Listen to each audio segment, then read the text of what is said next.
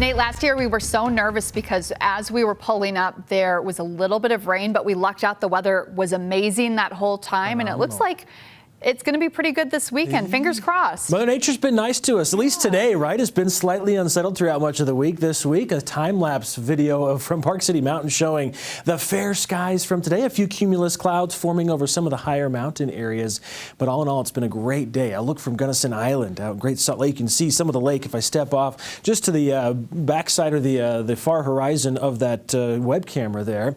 Wanted to talk a little bit about Lake Powell and the Great Salt Lake water levels. They're, of course, rising now with spring runoff. We typically hit peak spring runoff in the first part of June, so we're not too far away from that. Lake Powell's at 3561 feet, which this time last year was at 3539, so we're up above last year at this time by quite a bit. And Great Salt Lake is up 3 feet from the low, which we had in 2023, so that's great news. This is the south arm of the lake, still rising, still seeing water moving on in, and we'll continue to see that, of course, as we melt off all that amazing snow in our mountain areas.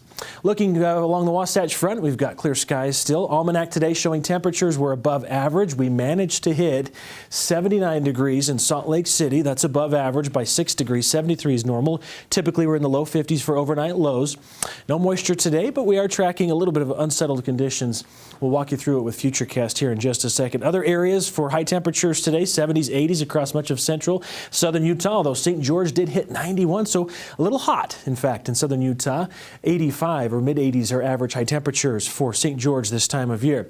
High pressure's in place. We've got a bit of a northwest flow. Storm systems are passing to the north of us. We're going to get clipped by a few of those, and they will bring some changes to the weather pattern as we get into the weekend. In fact, starting tomorrow, we'll start to see some changes. Wind gusts, it's been a bit blustery in some areas, especially in Price, 28-mile-per-hour wind gusts there. And in southwest Wyoming, we've got 29, 32-mile-per-hour wind gusts between Evanston and Rock Springs.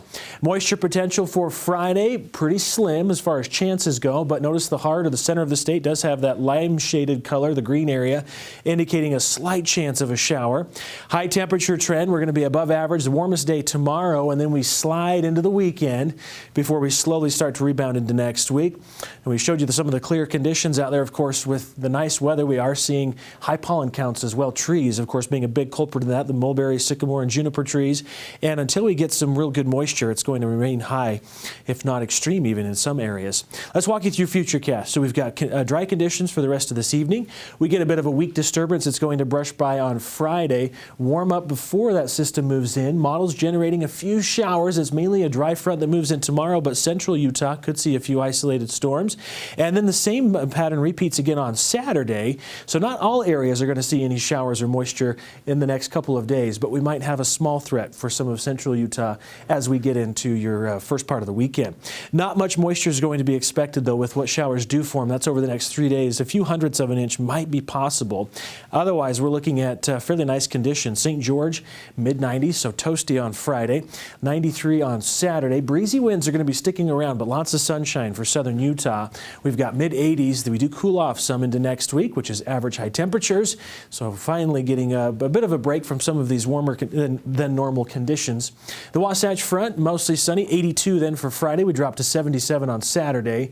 Should bottom out in those mid-60s as we get into early next week. On Monday, an isolated shower possible, even a slight chance on Sunday. That slight chance will remain through Wednesday. Temperatures do warm up briefly to 76 Wednesday. Another quick drop on Thursday to below average, upper 60s and windy. Courtney? All right, thank you, Nate.